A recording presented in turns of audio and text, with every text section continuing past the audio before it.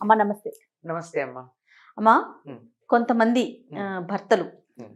అంటే నేను కామెంట్స్‌లో చూసిన ఒక మెసేజ్‌ని మీ ముందు పెడుతున్నాను. అలాగేనమ్మా. బయట బావుంటారు. హ్మ్. చక్కగా మాట్లాడతారు. నలుగురు అబ్బా! ఎంత మంచి వ్యక్తో హ్మ్. అనే కితాబులు, బిరుదులు అన్నీ ఇచ్చేస్తారు. అంట. హ్మ్. కానీ ఇంట్లోకి గుమ్మున లోపలికొచ్చిన కానించి రుసరుసలాడుతూనే ఉంటారట.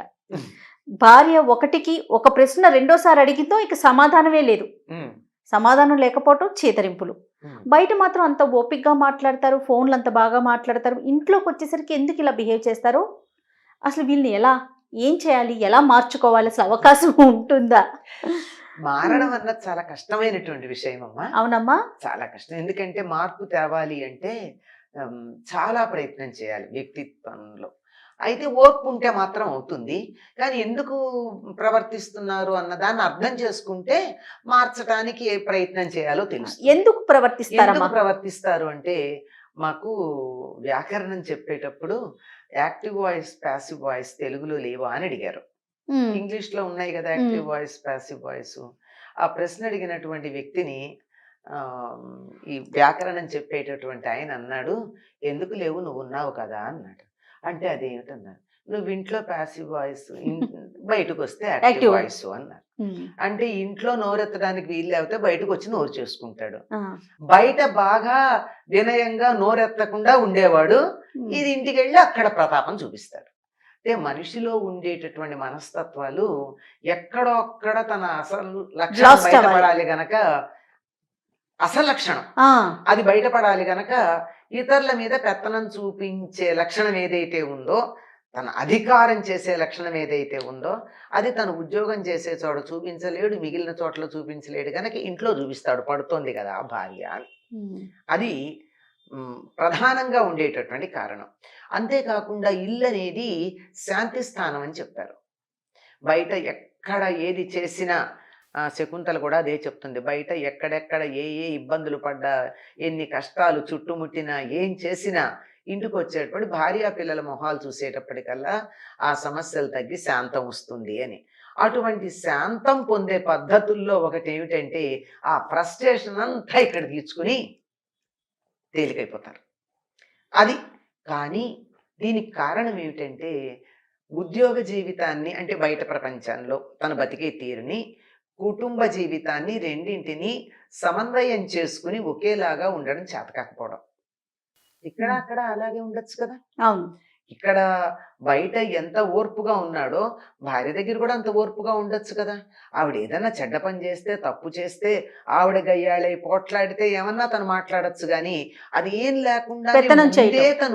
ముందే తను అనేయడం ఏమిటంటే, ఎక్కడో అక్కడ పెత్తనం చూపించుకోవాలి గనక ఇక్కడ చూపించడం. సాధారణంగా ఆడవాళ్ళ గురించి చెప్తారు ఒక సామెత. ఆ! అత్త మీద కోపం దుత్త మీద తీర్చుకుంది అని. అవునవును. అత్తగారిని ఏమనలేక చేతిలో ఉన్న గిన్నె కింద పారేసింది. ఆ! ఏమంటే పడిపోయిందండి అని చెప్పొచ్చు. ఆ! అత్తగారిని తిట్టలేక కూతుర్ని తిట్టడం. ఇట్లాంటివి అవునండి. ఉంటాయి గదా! భర్తను తిట్టలేక కొడుకుని తిట్టడం. ఇలాంటివి ఆడవాళ్ళ గురించి చెప్తారు. కానీ మగవాళ్ళు కూడా చేసే పని అదే. కానీ బ ఆ! ఎంతవరకు భరిస్తారమ్మా అదే ఇంట్లో బయట ఉన్నోళ్ళు? ఎక్కడ తన ఆధిపత్యం చెలామణి కాకపోయేటప్పటికి ఇంట్లో వాళ్ళ మీద చూపించడం జరుగుతుంది. హ్మ్. ఎంతవరకు భరిస్తారు అన్నది. ఆ భరించే విషయం కూడా ఎందుకు చూపిస్తున్నాడు? అసమర్థత వల్ల. అసమర్థుడి కోపం ఎక్కువ అని ఓ సామెత ఉంది. హుహు. అసమర్థత వల్ల ఏమిటంటే, నేను అసమర్థుడినని ఎక్కడనుకుంటారో ముందుగానే. అని ముందుగానే నేను గొప్ప అని చూపించుకునే ప్రయత్నం ఒకటుంటుంది. బయటంతా వినయంగా తలొంచుకొని కుక్కలాగా పడుంటాడు. ఆ! అవునమ్మా. అది తెలిసి ఎక్కడ భార్య కూడా తననలా చూస్తుందో అనే బాధతో ఇక్కడ ముందుగానే. ముందుగానే పెత్తనం చేయడం ఉంటుంది. అందువల్ల తెలివిగల భార్య అయినట్టయితే అసలు ఎందుకు నా మీద కోప్పడుతున్నాడు? ఎందుకు అరుస్తున్నాడు? బయట ఫ్రస్ట్రేషన్ తీర్చుకుంటున్నాడా? అలసట తీర్చుకుంటున్నాడా? లేకపోతే అక్కడ చూపించలేని పెత్తనం ఏదో నా మీద చూపించటానికి ఇట్లా నన్ను ప్రవర్తిస్తున్నాడా అన్నది తెలుసుకోవాలి. తెలివిగలదైతే. ఇప్పుడు మనకేదో ఒక సినిమాలో చూపిస్తాడు. వాడు స్ట్రెస్ బస్టర్స్‌గా ఇద్దరు బాగా పహిల్వాలను పెట్టుకుంటాడు. హ్మ్. పెట్టుకుని కోపం వచ్చినప్పుడల్లా మిమ్మల్ని కొడుతూ ఉంటానని డబ్బిచ్చి. హ్మ్. అట్లా ఈ డబ్బిచ్చి వాడు పెట్టుకున్నాడు. డబ్బివ్వకుండా వీళ్ళింట్లో భార్య ఉంది గదా అందుబాటులో అని తన కోపాన్ని చూపించుకోవడం జరుగుతోంది. ఇందులో దేనికి చేస్తున్నాడు అన్న దాన్ని బట్టి ఈవిడ జాగ్రత్తగా ప్రవర్తించాలి.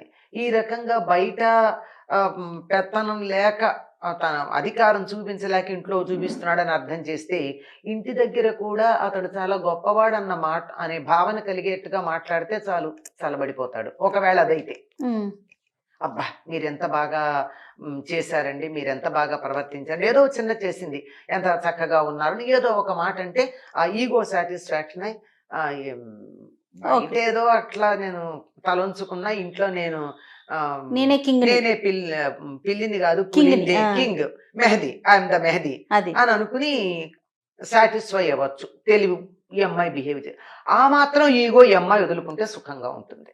ఓకే. మరి కొంతమంది అసలు అలా అర్థమే చేసుకోలేరు. అది ఇప్పుడు ఇది కారణము ఇప్పుడు రెండు పక్కల నుంచి ఉంటుంది, ఈ కారణం కాకుండా కూడా ఉంటాయని చెప్పుకున్నాం కదా. అది తర్వాత ఈ అమ్మాయి గుర్తించలేకపోవచ్చు కూడా భార్య, రెండు ఉంటాయి.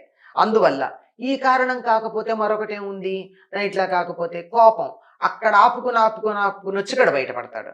అందుకని ఇక్కడ బయటపడే పరిస్థితి లేకుండా అతను వచ్చేటప్పటికి ఎదురుగా లేకుండా పక్కన ఎక్కడా ఉండడం, అప్పుడు కూడా కోపం వస్తుంది, వచ్చేప్పటికి ఎక్కడికి పోయావని, అవునవును కనపడలేదు అని. అందుకని దానికి తగినట్టుగా ఓ నిమిషం ఊరుకుంటే తగ్గిపోతుంది అన్నది అర్థం చేసుకుంటే ఊరుకోవచ్చు. నేను కొంతమందిని చూశాను, వాళ్ళు బయట ఎక్కడెక్కడో చాలా ఫ్రస్ట్రేషన్ వచ్చి ఇంటికి వచ్చి పెళ్ళాన్ని కొట్టేస్తారు కూడా, వెంటనే వెళ్ళి నగలు కొనుక్కు తీసుకొస్తారు. అంచేత ఈవిడేం అనుకోదు, కొడితే కొట్టాడులే అని, వాడి నేచర్ అంతే అని వదిలేస్తాం. పాపం ఆయన అంతేనండి ఏదో అంటాడు, అందరూ అలా సర్దుకోలేకపోతారు కదా. ఈ నగల మీద మోజు ఉంది కనుక, నగల మీద మోజు లేకపోతే నీ నగ అక్కర్లేదు, నువ్వు నీకు నీ దెబ్బనే పడను అంటారు. చేత ఏది ఎట్లా అన్నది ఆ మనస్తత్వం ఈ మనస్తత్వం రెండూ కూడా బేరీజ్ వేయాలి. ఎవరికి వాళ్ళు డిసైడ్ ఆ అమ్మాయి తన మనస్తత్వం ఏమిటో చూసుకోవాలి, అతడెందుకు ఇట్లా చేస్తున్నాడో చూడాలి. ఈ రెండింటికి మధ్య సమన్వయం చేసుకున్నప్పుడు కొంత మార్పు ఉంటుంది.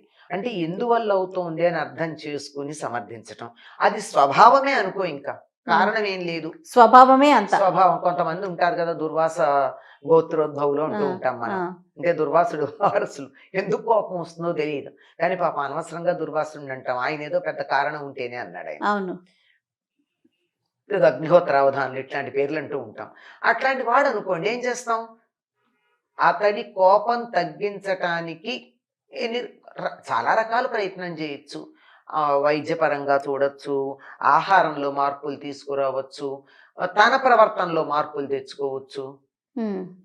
తన ప్రవర్తనలో మార్పు తెచ్చి తేవాలి అంటే మాత్రం చాలా ఓర్పు కావాలమ్మా, ఒక్క రోజులో జరగదు. అలా మీట వేస్తే లైట్ వెలిగినట్టు కాదు, దానికోసం చాలా శ్రమ పడాలి.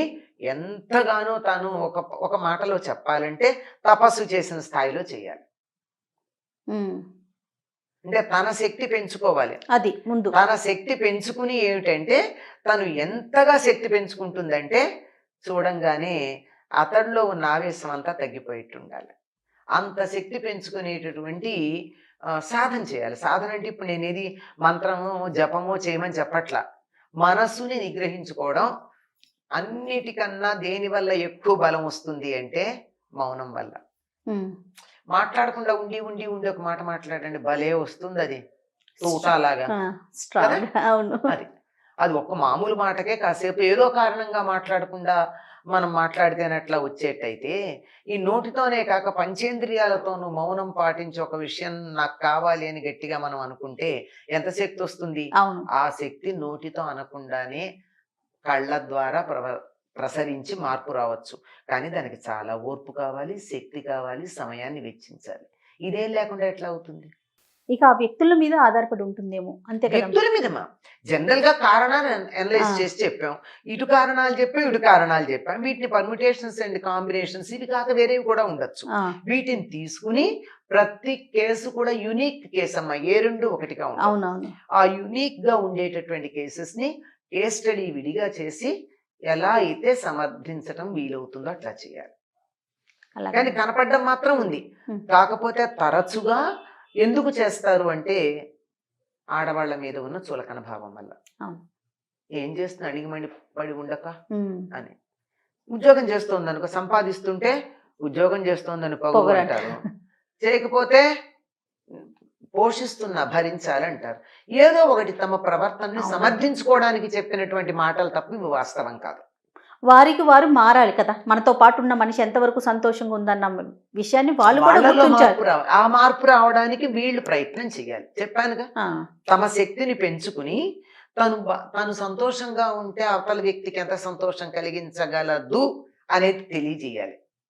తను దుఃఖపడితే ఆ సంతోషం ఎంత తగ్గుతుంది అన్నది తెలియచెప్పాలి. ఇది ఒక్క రోజులో రాదు కదా, రాదు. అనేక మార్లు చేయాలి. దానికి ఎంతో ఓర్పు కావాలి. నమస్తే. నమస్తే.